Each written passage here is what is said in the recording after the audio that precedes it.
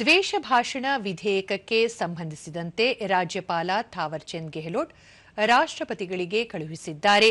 ವಿಧೇಯಕದಲ್ಲಿನ ಕೆಲವು ಅಂಶಗಳನ್ನು ಸಮಾಜದ ಹಿತಕ್ಕೆ ಧಕ್ಕೆ ತರುವ ಸಾಧ್ಯತೆ ಇರುವ ಕಾರಣ ರಾಷ್ಟ್ರಪತಿಗಳಿಗೆ ಕಳುಹಿಸಿಕೊಟ್ಟಿದ್ದಾರೆ.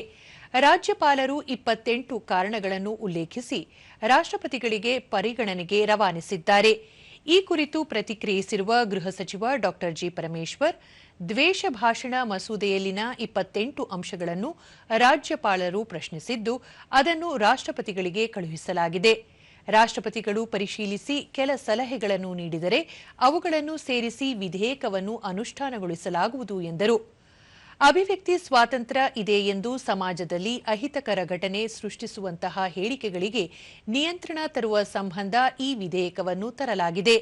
ರಾಜ್ಯದ ಕೆಲವು ಭಾಗಗಳಲ್ಲಿ ದ್ವೇಷ ಭಾಷಣದಂತಹ ಹೇಳಿಕೆಗಳನ್ನು ಕೆಲವರು ನೀಡುತ್ತಿರುವುದು ಸಮಾಜದ ಹಿತಾಸಕ್ತಿಗೆ ಧಕ್ಕೆಯಾಗುತ್ತಿದೆ.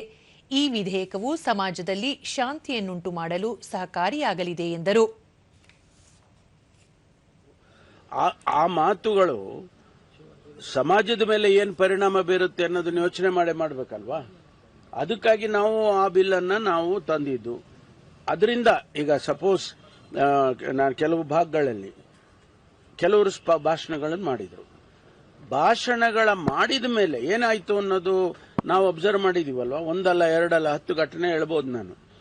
ಅದು ಆದ್ಮೇಲೆ ನಮಗೆ ಅರ್ಥ ಆಯ್ತು, ಹೌದು ಇದಕ್ಕೇನಾದ್ರು ಕಡಿವಾಣ ಹಾಕಬೇಕು ಅಂತ. ಅದಕ್ಕಾಗಿ ನಾವು ತಂದಿರೋದು. ಅದು ಸರಿ, ಬೇಡ ಅಂತ ಹೇಳಿದ್ರೆ ನಿಮ್ಮ ಉದ್ದೇಶಗಳೇನಿದೆ? ಹಾಗಾದ್ರೆ ಯಾರನ್ನ ಏನ್ ಬೇಕಾದ್ರೂ ಬಯಸ್ಬೋದು ನೀವು?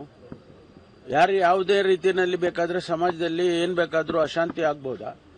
ಅದಕ್ಕೆ ನಾವು ಅದನ್ನ ಮತ್ತೆ ಗವರ್ನರ್ ಅವರು ಉದ್ದೇಶಪೂರ್ವಕವಾಗಿ ಇದನ್ನ ಆಗಬಾರದು ಅನ್ನುವಂತ ರೀತಿಯಲ್ಲಿ ಅದು ನೆನೆಗುದಿಗೆ ಬಿದ್ದೋಗ್ಲಿ ಅಂತ ಹೇಳಿ ಇದನ್ನ ಕಳಿಸಿದ್ದಾರೆ ಅಂತ ಹೇಳಿ ನನ್ನ ಅನಿಸಿಕೆ.